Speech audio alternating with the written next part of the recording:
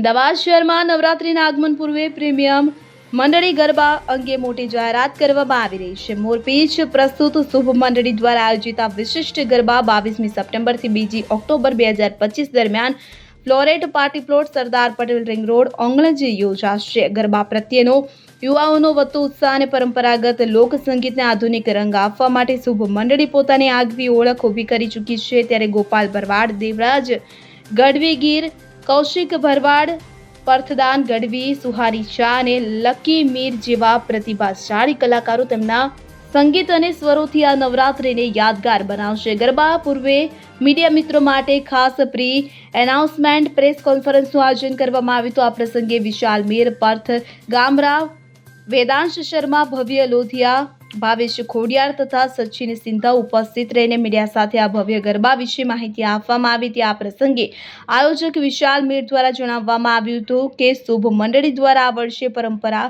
સંસ્કૃતિ અને આધુનિકતા ત્રણેયનો સુંદર મેલ કરીને એક અદ્ભુત અનુભવ આપવા યુવાઓ માટે આ નવરાત્રિ ખાસ બની રહે તે માટે વિશેષ આયોજન કરવામાં આવ્યું છે.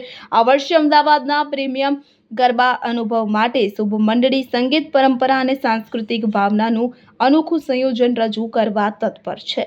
શુભ મંડળીનું આ વખતે આયોજન છે, કઈ રીતનું આયોજન છે સમગ્ર? અમારું ગઈ ફેરની સફળતા બાદ માતાજી જગદંબેમાં અંબાના આશીર્વાદ લઈને આ વખતે બી અમે શુભ મંડળી પ્રેઝન્ટ બાય મોરપીંછ ગરબાનું આયોજન કરી રહ્યા છીએ.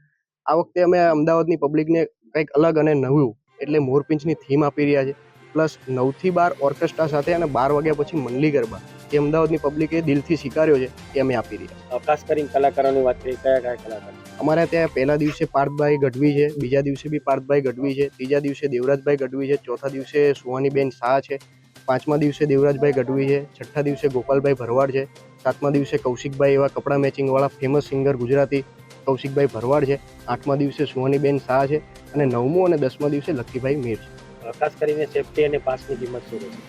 સેફટીની વાત કરીએ તો ગ્રાઉન્ડ ઉપર અમે ફાયર સેફટી જે ખાસ જરૂરી છે એ બી રાખીએ છીએ. ગર્લ્સ માટે લેડીઝ બાઉન્સર રાખીએ છીએ, બોયઝ માટે બોયઝ બાઉન્સર રાખીએ છીએ અને એક્ઝિટ અને ઇમરજન્સી બંને એન્ટ્રી અલગ અલગ આપેલી છે. ગ્રાઉન્ડની કેપેસિટી કેટલી છે? ગ્રાઉન્ડની કેપેસિટી અમારી એક સાથે 7,000 પબ્લિક રમી શકે તેટલાની છે અને ઇન્ક્લુડ ક્રાઉડ ગણીએ તો 10,000 પબ્લિકની છે.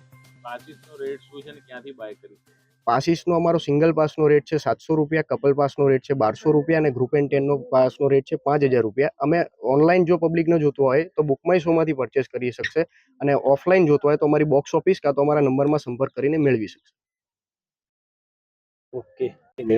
નવલા ટાણે શુભ મંડળીના આંગણે મા અંબા સાથે આપ સૌને ભાવભર્યું આમંત્રણ છે.